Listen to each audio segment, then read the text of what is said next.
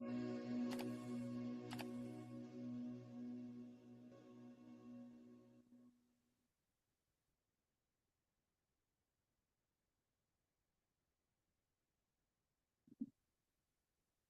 everybody. Welcome back to Aquarius Rising Africa.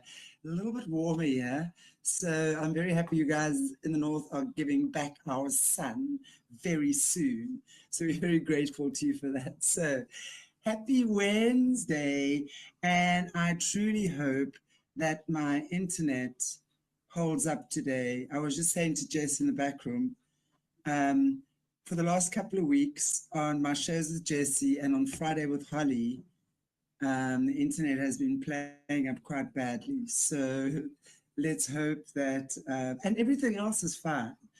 My speed is fine. Those internet guys, we're on first name terms now. We have each other on speed dial. That's how often I speak to them. So let's hope that the internet avenues are clear today. Welcome to everybody in my Wenches with Wrenches. I'm so happy to see you again and everyone in the chat as well. Looking forward to our show with Jessie today. Kickoff calendars, corn worship. They made really cute corn dolls though. That was the thing. Oh, husk dolls. I was just saying to Jessie as well, if I'd been given one of those as a kid, as a gift, I'd be pretty happy. I thought it was a cute thing, but hey, let's see what it means. But before Jessie comes on, let's do some announcements. Guys, I wrote my first short story. Wait. Here it is.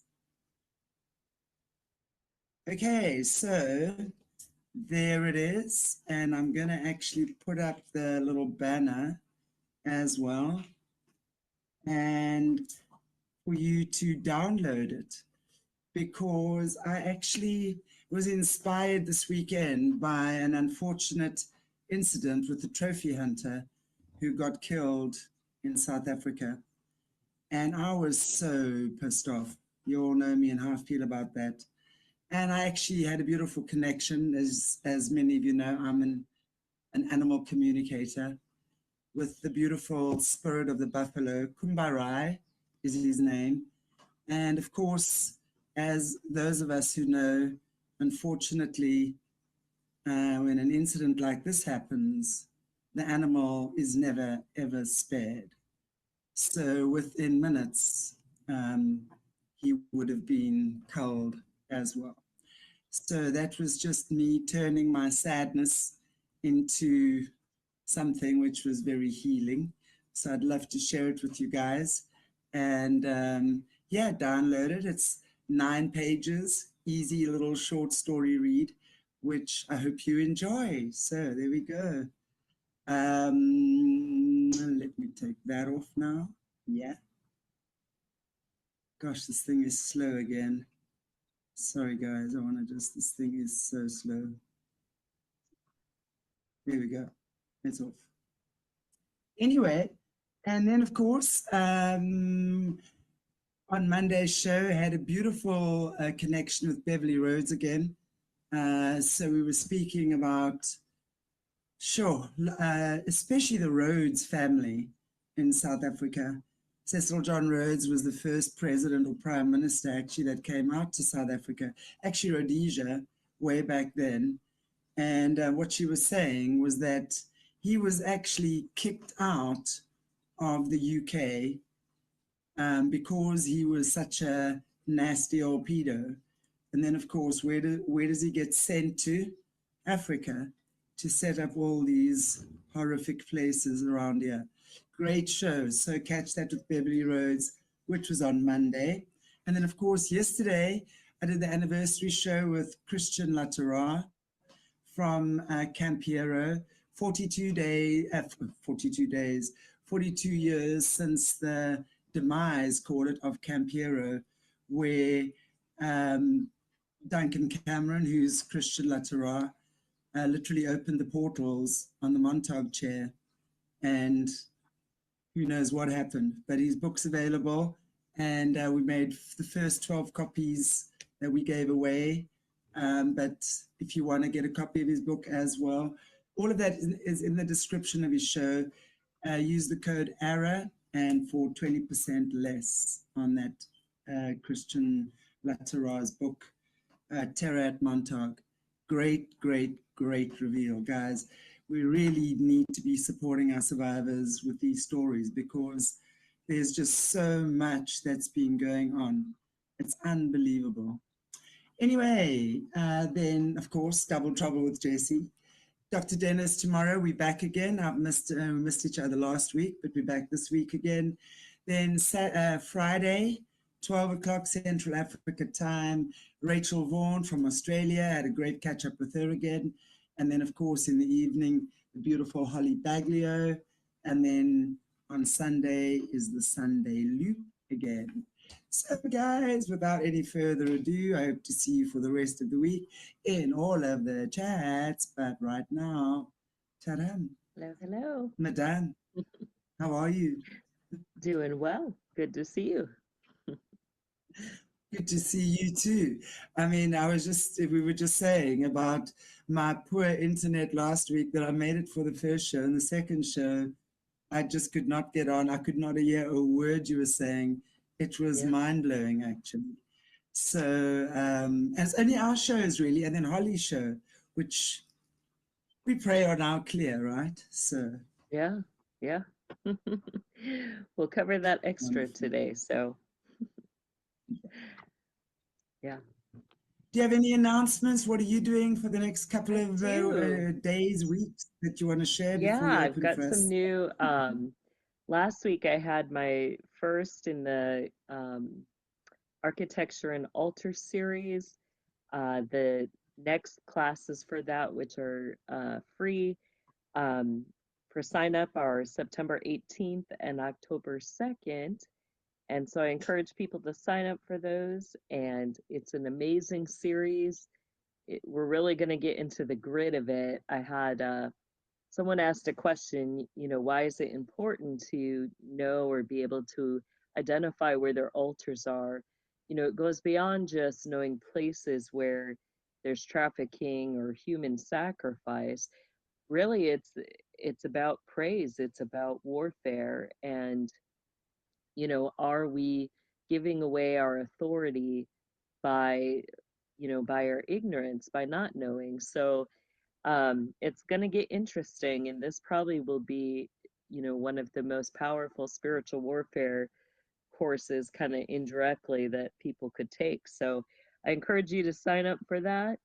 Also, in the Unveiling the System series, I've got new classes up in that, including some special reports, and some of those things you're going to see stuff, connecting with stuff that's happening in the news. So we can talk about that on the next show today, but it gets exciting. Yeah.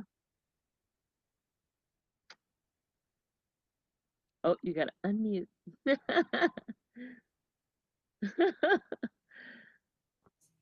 If I don't have dogs barking, I have lawnmowers going. Okay, Jess. It is such a challenge sometimes. I know, like things that you don't expect, and you got to try to quick turn your mic off and. Exactly. Well, that's what's happening. Yeah. So maybe, would you open for us in prayer if you finished, if you've given us all your announcements? Heavenly Father, we thank you so much for this day, this hour, this time. We thank you for this time to come together, and we ask that you would bless it, Lord. We ask for your special grace upon our internet, our airwaves, our computers, our technologies, everything that we've got running, Lord. We ask that you would bless it today, that we may be able to have these shows and conversations and enjoy this time together. In your name we ask and pray, Lord. Amen.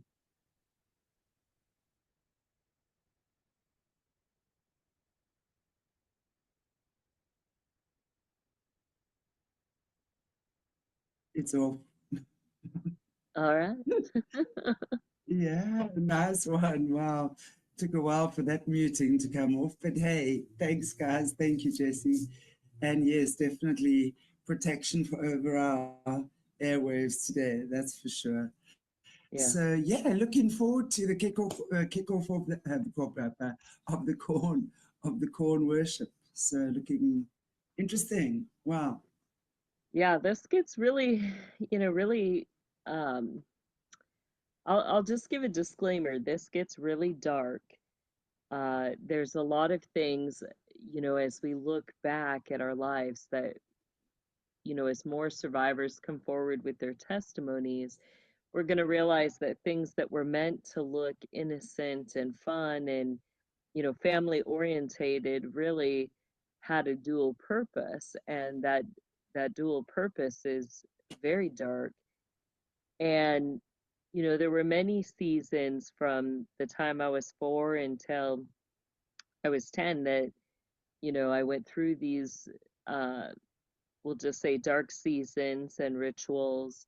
Um, they're not to be taken lightly, and more like where they happen more is going to be your smaller little towns, your smaller areas outside of cities. So you'll have, your elite regionally gather into these um, areas that are just outside of bigger areas, and they'll have underground there, but they don't just do things underground, they also do things out in the open. And that's part of my testimony, is that you have entire, neighborhoods, entire areas where they're going to regularly participate in the things that are required of them.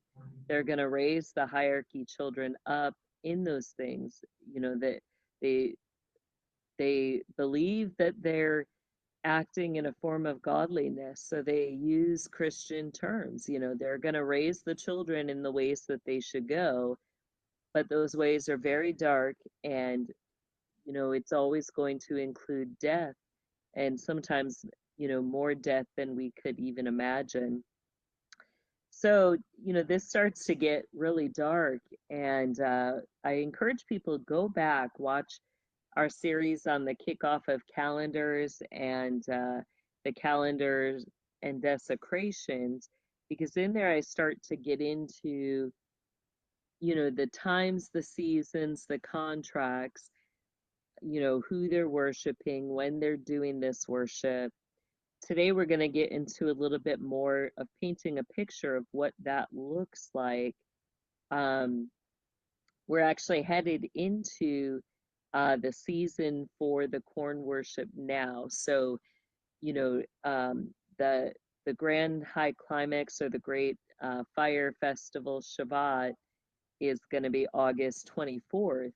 But you get another somewhere in between there, between August 1st, which is the Shabbat festival, and August 3rd, you get the Feast of the Sun God, and the harvest season begins. So some communities, you'll get some that will only celebrate the 24th, which is kind of the big day, but then you get some that every evening from August 1st until August 24th, which will be the grand climax, they will be um, doing things every evening. So, the torture of the hierarchy children is, they don't get an option in this.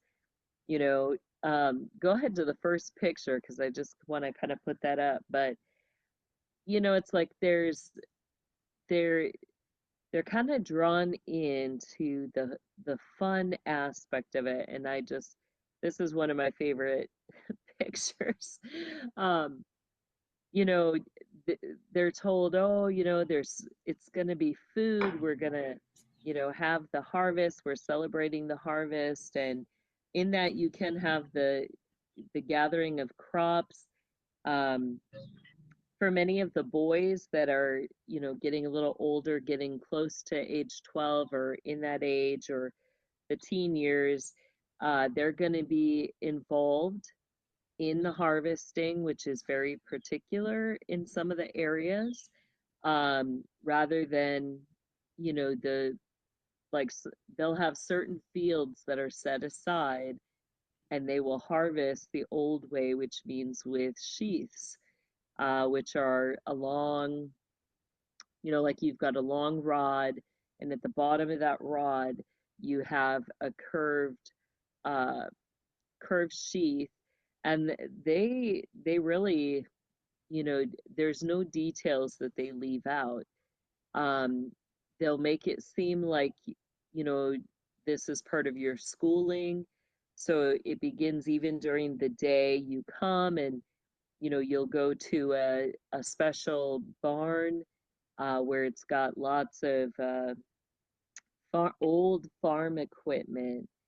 And they'll have the anvils, they'll have the different uh, pieces of wood where they're going to prop the blades, and they'll display all that. They're going to teach how to sharpen.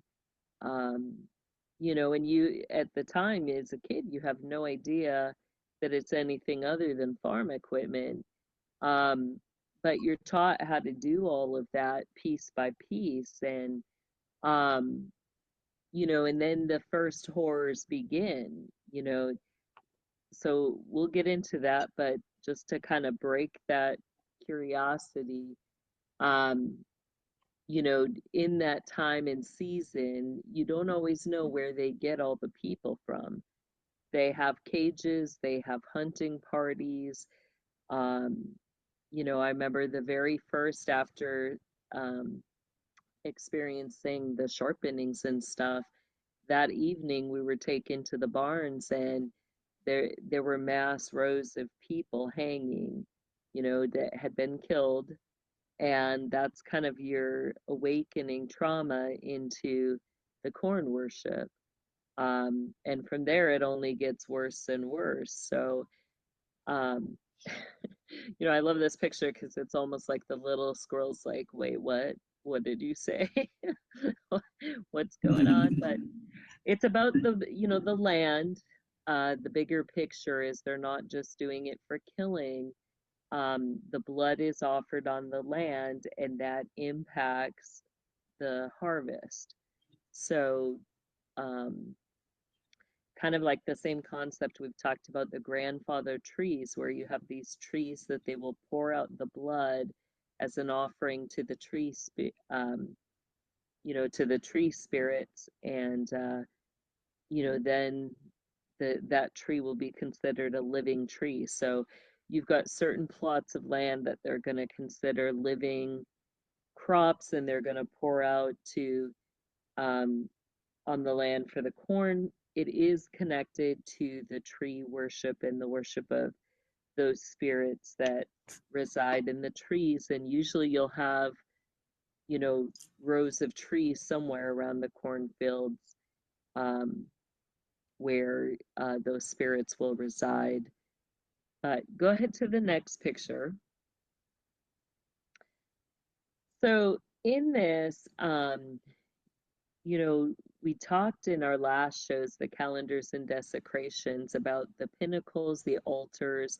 We began to get into those and the calendars, just kind of as a reminder so you can see, when you see more the Gothic, the Romanesque pinnacle type style, that tells you that in that church or that building, that you have altars directly to Lucifer. So a lot of these smaller areas, you know, rather than like, in my coaching series, land assignments 1 through 4, I get into in land assignment 2 how, when the Templars came in and really began to build up cities, they built them into the above ground into a map so that you can look at the layout of the city and know where the underground ritual area is. And usually they use one of two maps. The most common is that you're going to find 3 churches in the area that kind of form a triangle. But in the smaller areas, the towns, they're not under the cities, which means like they're not under the city sigils or the regional rule per se. Many of your towns you'll find are still under charters, which means that um, their authority is at a quadrant level. So it just depends who is their authority. It could be a specific bloodline family. Um, it could be, you know, another nation. Um, it's just that they'll be under a different authority and they're not under the same regional rule as other regions within the state. So there's different things that come into play with charters. And so in those areas, you may not see three churches in the above ground maps. You may only see one. And, you know, usually you'll see at least one church, there'll be a graveyard, but it doesn't mean that there isn't anything underground in those areas. And you'll know those areas that are kind of highly guarded when you drive in. And I encourage you just sometime just check it out, ask the Lord, pray, of course, have your anointing oil. But if you're driving through a small town, just pull into the empty parking lot at their church. Usually, everything will be empty. It will look like it's the small little town. But the moment you pull into that parking lot of that church and you get out, all of a sudden you're going to see all these cars pull up. And all of a sudden they're going to be preparing, getting ready for an event. And they're going to be questioning, why are you there? You know, are they really preparing for an event? No, those are the gatekeepers. Those are the people in the community that they're going to watch activity. They're going to watch over their sacred ritual areas. They're going to know everybody who's coming and going. And, it gets interesting when you to experience that. But that's usually what happens. And so they're highly aware. Usually these small towns, they're very focused on the brotherhood's business. So usually, they'll have a restaurant where everybody goes after church. Um, you'll just see these little quaint elements in these little towns. It's all purposeful. It's all meant to help them monitor what's going on. And usually the structure of the churches in those buildings, they may not all have pinnacles, but they'll be darker. There'll be a darker element to the church, more closed. You could see like the face front of the church where instead of a pinnacle, you just see the single stack in the church going up, and it's representing the same thing, that they've got an altar to Lucifer there. So that can be one of the ways we can recognize and and see what's going on. But go ahead to the next picture. All of this is going to be seen in their images, their signs, their seasons, which we went over in the calendars series, that it connects to the pentacles and the stars all interconnect. These are different ways that you can see the star, the eight-pointed star. It could look more like your nautical symbol. That way it's easier to see, like you have a definite north, south, east, west. That's one four-pointed star. And then in the off seasons, you've got the X symbol in the background, which represents the off ritual seasons. The bigger one we have here in red kind of shows you the points, and then some of the spirits that they are going to worship in connection to that. And then it could look like a quilting square. It could look more like, up in the upper right, you see what would look more like kind of your stained glass windows that you would see in maybe some of your churches. So it can be in any formation. And usually, your smaller towns, they're going to go above and beyond the requirement of, everyone in the system has to at least attend 4 rituals a year, but they can do more. Some will only do the off seasons, others will only do, the main ritual times. They get to pick that based on their circle groups and what they're able to bring to the table. Um, you know, but a lot of times your smaller towns are going to be the overachievers. They're going to purposely participate in everything. And we see in those, it's easiest to see again in the nautical star, but we see the pentacles um, easily in the 8-pointed star. And those are going to represent your high places. You have your 4 major pinnacles or high places where they have their big altars. So those are the grand high priestesses or priests, and above your councilmen, depending on where they are going to be serving, will have contracts at some of the high places. Then you have the off seasons represent the 4 abysses of hell. And again, your grand high priest and priestess and above will be taken to those to make their contracts based on their area and their scope of duty. So they may only be taken to one high place, one low place, um, based on their duties, but you do have that's part of what that represents, and that's going to get into your major contracts with principalities and authorities.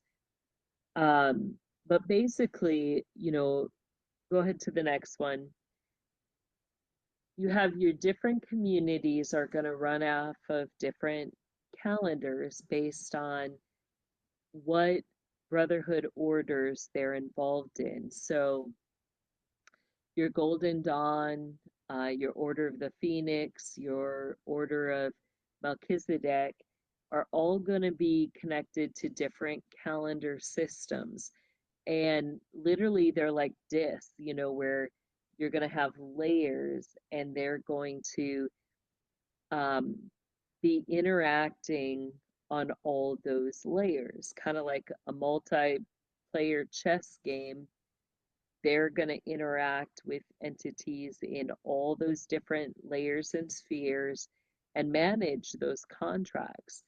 Um, so, if you've got through those tiers, you're going to have multiple entities that are demanding worship in order to keep the contracts going. So one of the ways they'll do it is, your highest level players will be involved in all the rituals because they have a duty to keep all those contracts in good standing, versus some of your other ones, they may not have alliances with certain entities, so therefore they're not going to participate in the worship for that entity because there's a rift there. So um it's almost like playing cards in a way, like if you think of like Pokemon or different witchcraft playing cards. um they're going to have the spirits that they can call on and those that they can't. But the calendars are used to mark out the times, the seasons, the ceremonies, the events, the rituals, as well as destinies. And it is connected to what they're going to consider the houses. Um, the houses are going to be connected to our God given inheritances and the storehouses that are between the physical and the spiritual world. Um, Scripture talks about mass storehouses in the heavenly places, some of those storehouses being reserved for end time things. But this will connect to the storehouses as well, which impacts your times and your seasons. Um, Go ahead to the next one. It's important to understand that God's design the Israel encampment. Go ahead there. We'll go there. Yeah.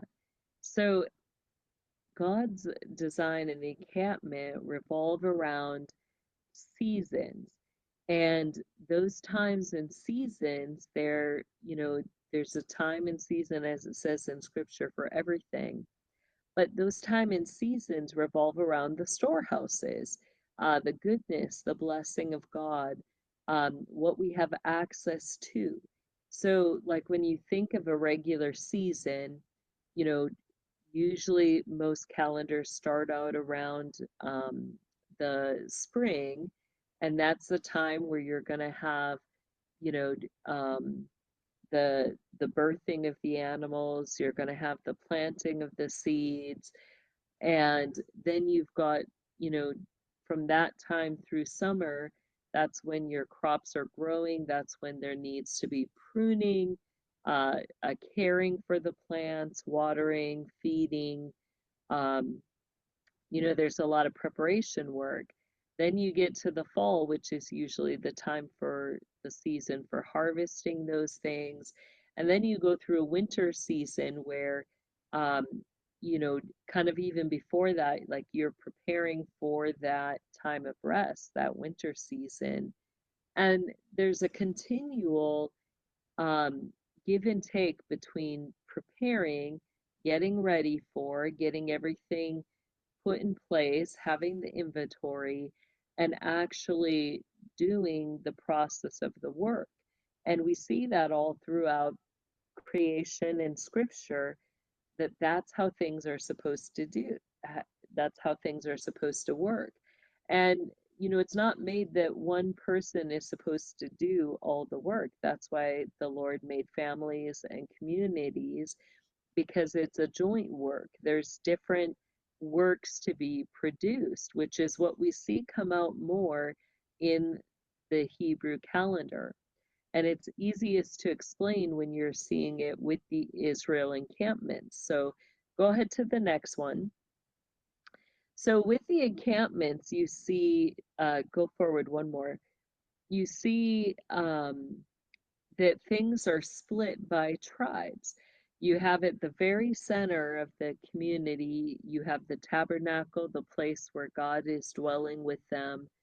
Then you have the four encampments of the priestly and the prophetic houses that are there in the middle. And those are their job is to tend to the things of the Lord, to tend to the sacred things. Then you get the outer encampments, each of those being given, according to the times and seasons, a harvest, something that they're going to oversee. When you think about it, some were farmers, some, were more into your herds, where they had herds of sheep, they had herds of cattle. Um, Others, were in charge of like the barley, the wheat, the grain harvests, while others were in charge of the vineyards, the making of the wine, the grapes, the grape juice.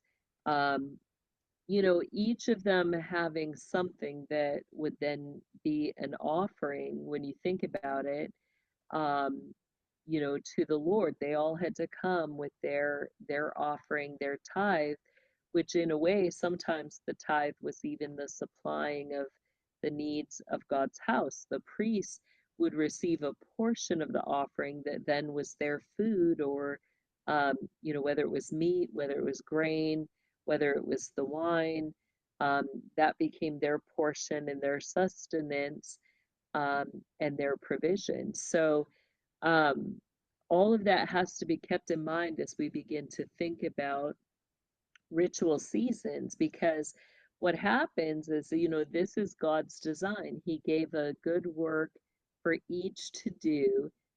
In each of those works, there's a season for preparing, getting ready, getting all of your supplies, your inventory in place. Then there's a time to actually do the work.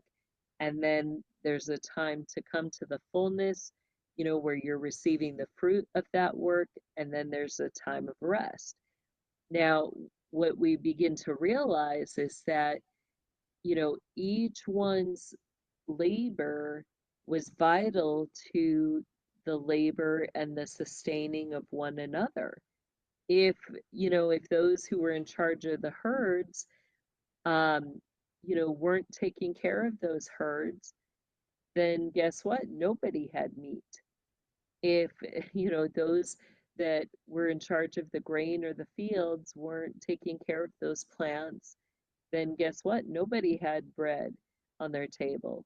So we learned that there's a impact when the prep work is not done, and it's interesting to see how the seasons work around the calendar because, as you have one person finishing their harvest and going into the rest period, you have another just beginning to start theirs and getting ready. So it literally goes in seasons, and each each person's work also impacts and prepares for the next person's work. If, they didn't do their job, then the people following after were not fully equipped to do the work that they had to do. So go ahead to the next one. So that's where it gets into the deeper part of this revolves around inheritances. And what happens is the enemy, takes the things of God and begins to put false images, enters us into false houses. And you get your different calendars, your different zodiacs that fall into that, where um, other than the season, how God's prepared it to be, you get false works, things that really are not vital to survival or life that the enemy's going to put on people that then, impacts the overall working good works that God's prepared for us to do.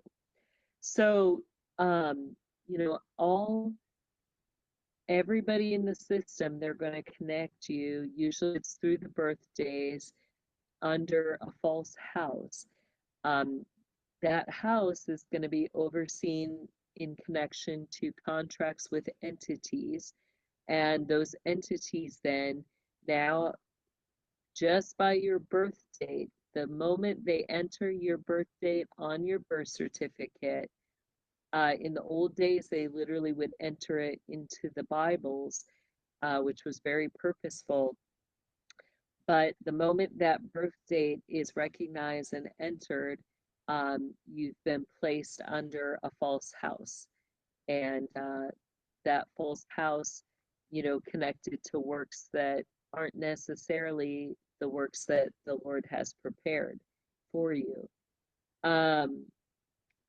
So again, all of this is going to connect to Lucifer's agenda, to principalities, powers, authorities, spiritual forces that are overseeing the regional, the quadrant areas, and beyond that.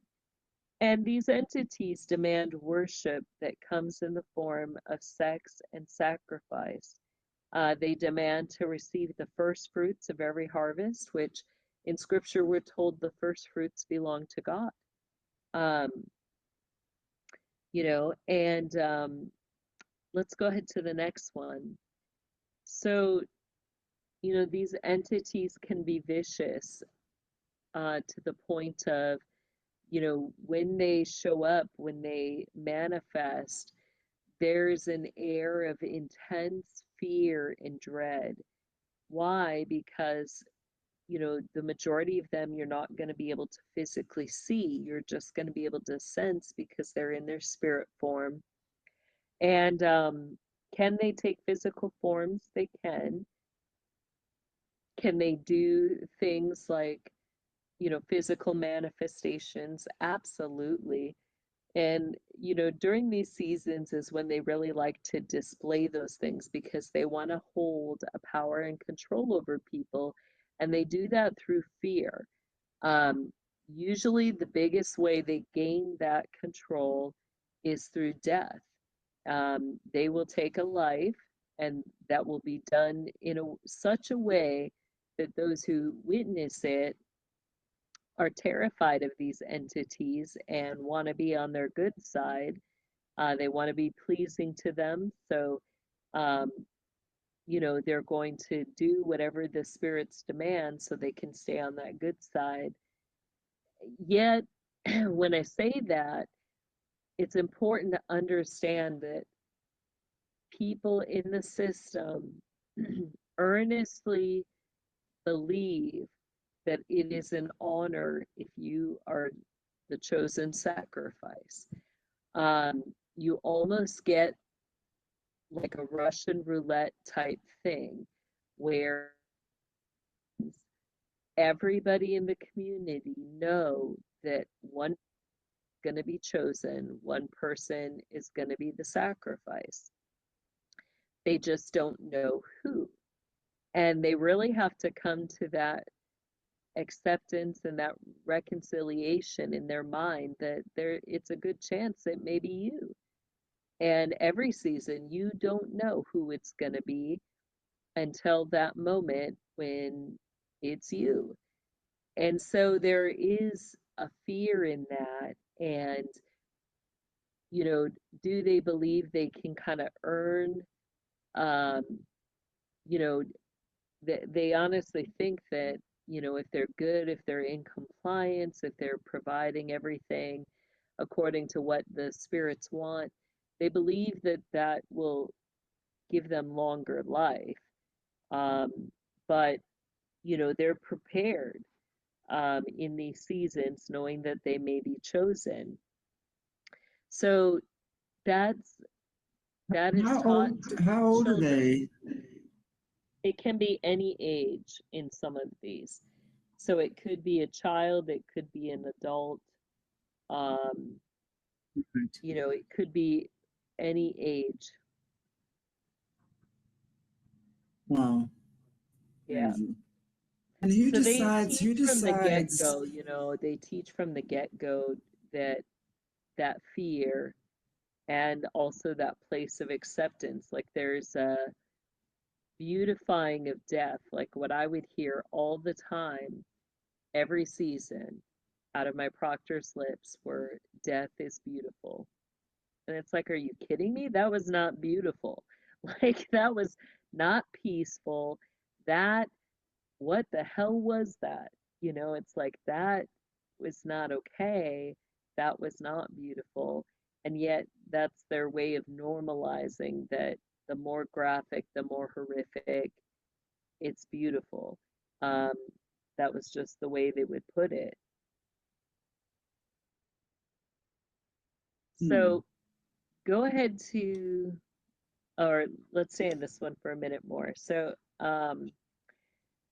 they demand to receive the first fruits of every harvest. You're going to get multiple spirits in this, not just the few that we're covering today, but we're going to kind of focus on the ones, the two that are big with corn worship. The first you're going to have is Addis. And more of this, I don't encourage you necessarily to read the book unless you're really prayed up, because it gets very dark, and it is a book that outlines clearly some of the rituals that they're going to use in regards to the King of the Woods and the corn worship. But The Golden Bough by Fraser um, is a book that they highly revere for these seasons, and it talks about some of these spirits. Um, I may have a special report coming out with more on that that details someone who did, study and look into that. But that was a book that, they will bring out. They actually have ancient copies in different areas. So both in Wisconsin, the Chicago area, they have a copy of that. Hillary Rodham Clinton was somebody who used that book and knew the rituals well in that, as well as Bill Clinton.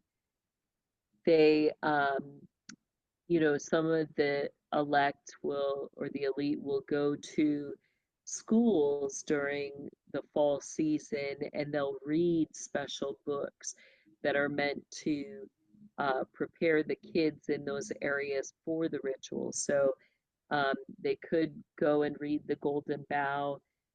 Hillary would come and read pieces of the Golden Bough along with Shel Silverstein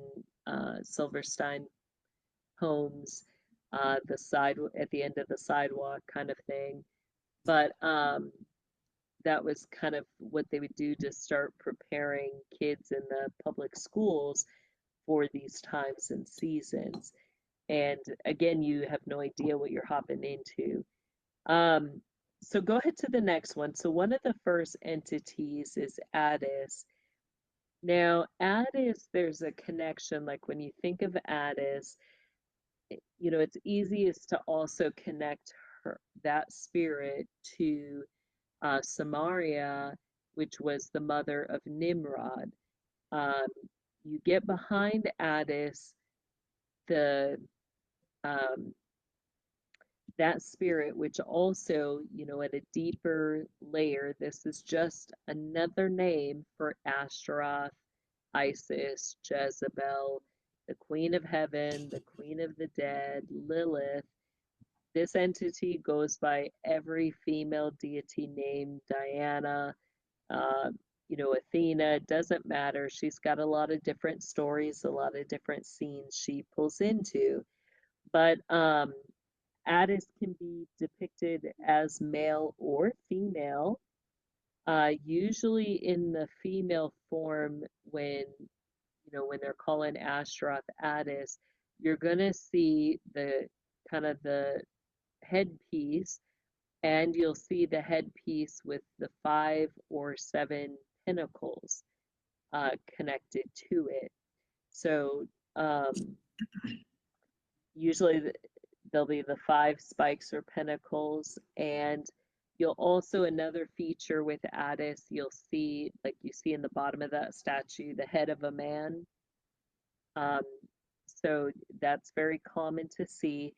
Now that gets into your killing of the king rituals, where, you know, at the start of these calendar seasons,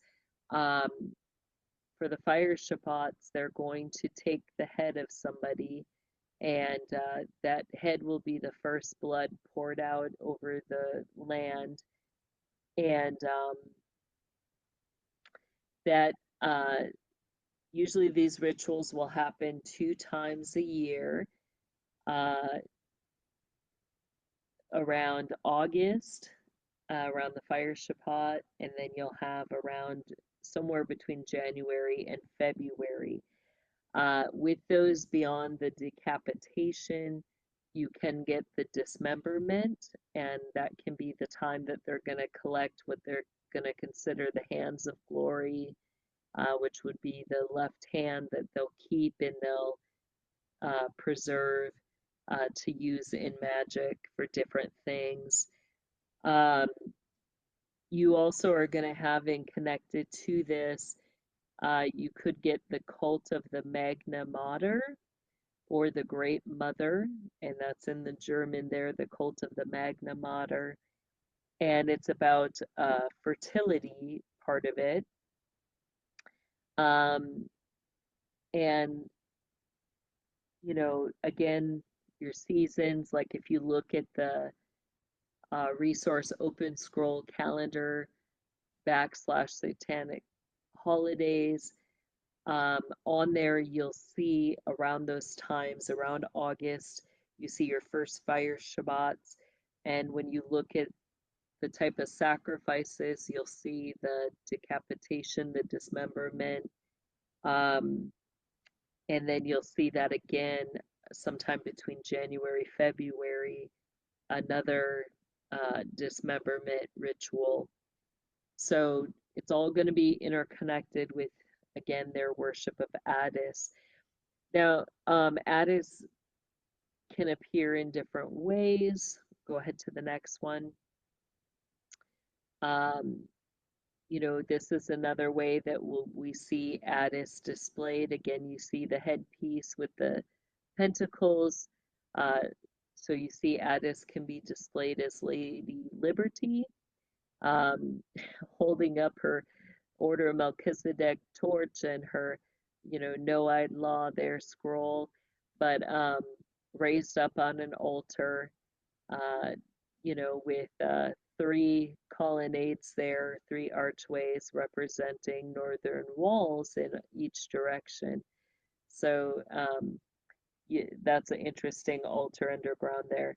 But anyway, uh, so you get on our episode we did of the Mothers of Darkness, we talk about how um, liberty is one of the way that the mothers are structured. You have one mother of darkness that oversees the entire system.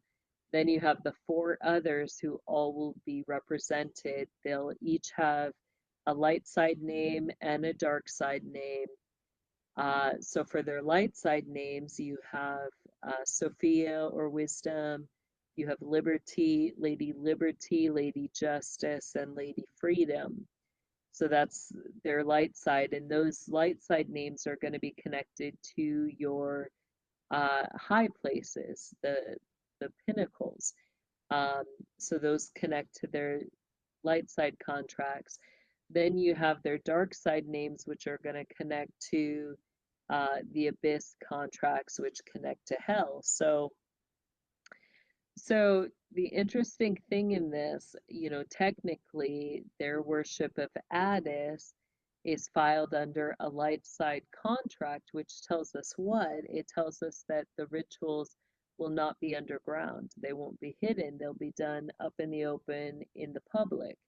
Um, so that's why your corn worship is going to be seen, whether it's even though it's at night for some of it, um, they still consider that above ground contract. So they'll do things above ground with that. Um, go ahead to your next one. So the next spirit that's going to be worshipped during this series, again, just another name for Astaroth. And it's to give control. Ceres was seen as the goddess of the grain offerings, offering grain to spiritual entities, but also you see the beheading with that one, and you see the worship of the corn, the grain, with the Ceres worship. Sybil was another name, or Cybele was another name for Ceres. So you're going to get different names for the same entities based on the regions, the areas. So let's get into here just a moment, some of the things that they're going to do at these rituals. Again, you've got preparation times. So in the prep times, they're going to be drawing kids to certain places. Some areas or territories, they have little marked out, um, almost colonies. I don't know another word for it, but you get these special areas where it's now been marked off as, they're going to use it as more like a museum type thing, but it's more interactive than that. Um, you know, it literally will be these little areas. They'll have older houses, like going back to Pilgrim days, um, or your 1800s, but you'll see like these whole little towns, and they'll have old things. They'll have the farm place where you can go and visit. They may have the old dollhouse areas where you can go view different dollhouses and the dollhouse makers. They might even have the shoemaker. Um, and as you go to each little shop or place, you're going to hear these stories. And then they're going to have, of course, someone in there that's a baker or someone who cooks something, the sausage makers. But you'll go and you'll have to do little field trips and you'll learn the whole process. How did they make their houses? Why are their houses up on stilts? Oh, well, it's so that it keeps the mice from getting into the grain.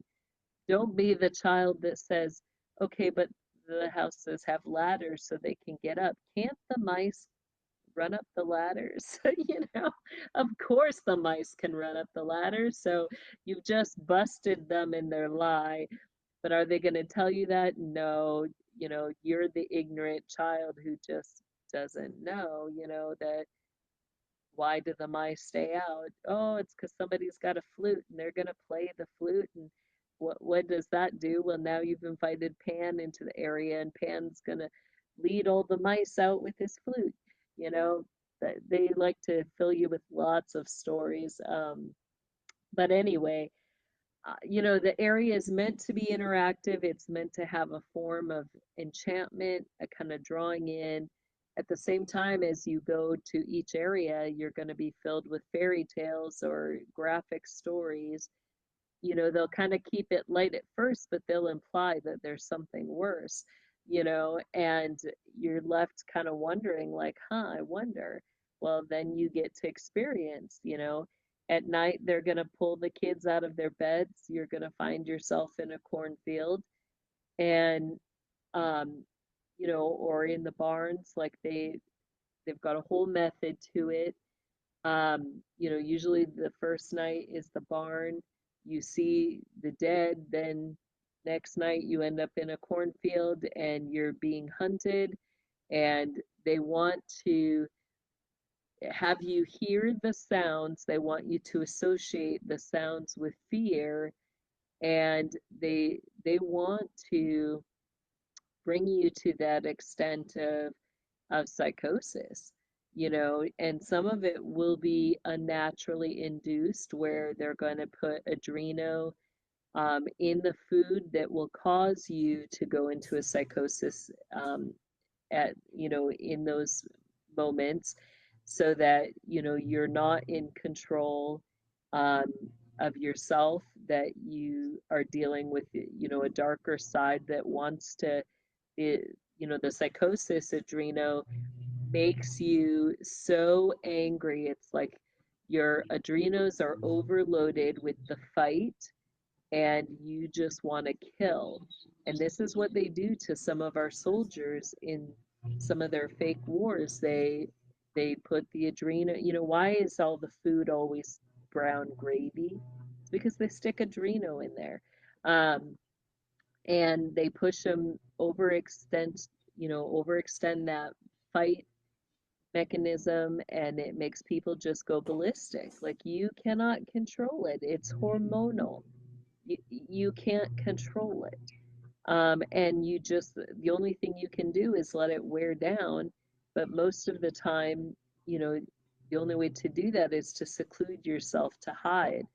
But in these, they make it so that you can't necessarily hide. Like you have to, you know, you have to participate and they're going to make you participate.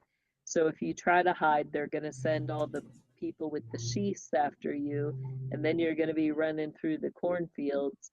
Um, you know, and they earnestly, they know people are going to die. It's literally a game of Russian roulette. They're going to swing that sheath and, you know, the only thing you have going for you is prayer and God. You know, I kid you not, you don't get to determine if you live or die in that. It really is in God's hands. Um, you know, and they're not going to hold back. Their every intent is, you know, to take life. So it really is scary times for kids. Go ahead to the next one. One of the things that activities that they're going to do has to deal with, um, or go one more after this. Uh, well, this is fine. Go back to that one. We'll leave it there for a sec. So, in that, you know, they're going to take you out. They're going to have you harvest your own corn cob, a couple of them, and then, you know, they're going to teach you how to peel those corn cobs as kids, and then they're going to teach you how to make corn dolls. The corn dolls are for the effigies, which they're going to set one of them on fire, but basically the corn, they'll do it while the husks are green. So the corn dolls are made usually, you'll get some places they'll do it after the husks are dried, but for the effigies, the corn husks will be green. Go ahead to the next one. So, you know, they, again, the enchantment, they want you to really think, oh, this is cool. And they're going to have a lot of different designs. This is just to give you an idea of some of the, you know, depending on your area, that's where you're going to get your options, right? They aren't going to just have this everywhere, but this just gives a good idea of some of the different things that can be done with the corn husk. But they're going to basically, you know, have the girls and boys create a corn husk doll. Now, what happens later is there's going to be a massive gathering of not the corn itself or the husk, but of the stalks that the corn was on. And they're going to, you know, kind of like you gather all your wheat into a huge stack. They're going to make a really big, you know, the mega mater, the great mother, is what they're going to make from those corn stalks. And that is going to represent Addis or Ceres, as well as your Queen Mother of Darkness. And they're going to, you know, it's so massive, like literally they're going to use a cart and they're going to pull that sucker around everywhere, put it up in some field or near a barn, and they keep it because, you know, they keep it throughout the years. They bring out the same big effigy and will use it in the different areas. So the kids that made the dolls, they literally will set them on, you know, get them so they're smoking uh, on fire, but they're not, because it's green, they're not going to burn, but they have them throw it on the mega mater effigy. And, you know, because the mega mater is dried, you know, there's that fear that the whole thing is going to set on fire. And, you know, if it's set on fire, they're going to burn someone alive. If it doesn't set on fire, then, you know, then the person isn't burned alive, but that's just the extra death that they do. So, you know, each person like that throws their corn stalk, you know, they're burning doll on that pile.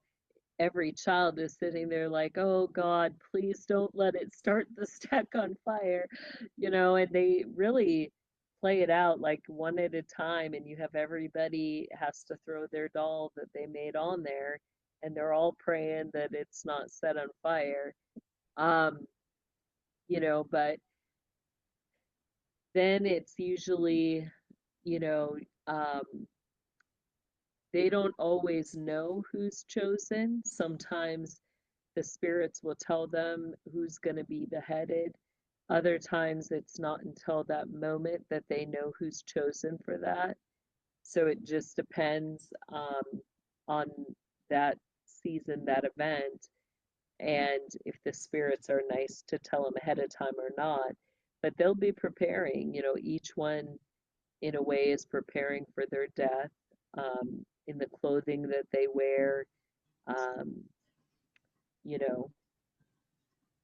So it's interesting. You know, different situations, like sometimes you get where the person is literally driven in their psychosis, where they come forward and they, you know, they'll take their own life, claiming that they're the sacrifice. Others, um, you know, they'll send them after you. Um, so yeah, it gets really dark, but that's kind of the basics of your fire Shabbat. And The robes for that season are usually black and red. Um, you know, they'll have the Grand Martyrs for the Fire Shabbat will be in red with gold edging and stuff around the robes. But I have a bonus photo for you to look at, please, if you don't mind. Remember, yeah, I go keep ahead. telling you about the church in my town that I went to school at, the ones. Here it is. Wow. Yeah. So this is probably one of the most famous churches in South Africa. It's in Graaff-Reinet, the town I went to school in. It's a small town in the Karoo semi-desert area. But this area, and when I keep telling you guys about Johann Rupert that actually runs this country, he literally owns this town. And this is the town that he's not from the area, I might just add. He's not from the area. It's not like he's inherited lots of property in the area like some of the farmers do, right? So I'd be interested. I don't know if that's a picture. Here's another one from a slightly, I don't know if that's better, or do you prefer that? Yeah. Let's stay with this one. We definitely see the pinnacles, and this is another way that they can be displayed, where you get your kind of high triangle topper on there. So, you know, we see kind of at this face front, you see on the sides of the front door, you see your two poles, the ball, the Ashtaroth. Then you see further, it continues to have further poles that show up outside of it, that being significant. What it's going to tell you is that not only your Order of Melchizedek, but you're going to also have your Order of Phoenix and Order of Golden Dawn all coming there. Then we see, you know, in the tiers and stuff, like, you know, we see flat headers telling us there's a gate there. We also see, like, right above the door, you see the triangle topper. Above all the little poles, you see the triangle topper, and all of that telling you that that it's also considered a temple. So that means there are going to be altars, and there will be, you know, the sexual things as well as the sacrifices there. You'll have priestesses who will attend it. Then we see they kind of have it cleverly done, but we've talked about how the three colonnades will represent Solomonic magic. When you see like the church with the face front where you just have kind of that single pole in the whole face front of it, that represents that first line contract in the Solomonic magic. But they've placed the other two right above the front door there. You see the two other lines in the Solomonic contract. So therefore it is under, you know, you're going to have Solomonic magic in that place. Then you get the arch, the cascading archways around the front door and the side doors, the windows, some of those frames telling you that there's a gate to hell. I would conclude that there's more than one there. Then you have also the door, which it's hard to tell in the picture. It does look like it's a red door, or that there's red hues in it, which again, you know, just means there's going to be sacrifices there. Yeah, that's just the basic breakdown of it, but See if you, I I would don't know if guess there's there's anything. an altar to Lucifer there. Well, it wouldn't surprise me, Jessie, because this is where I have it on good authority that this is where a lot of the child hunts in this area go on.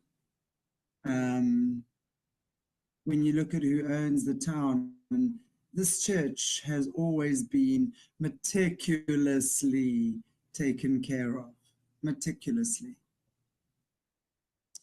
And it's interesting because it also has the history of an African activist called Matthew Goniwe.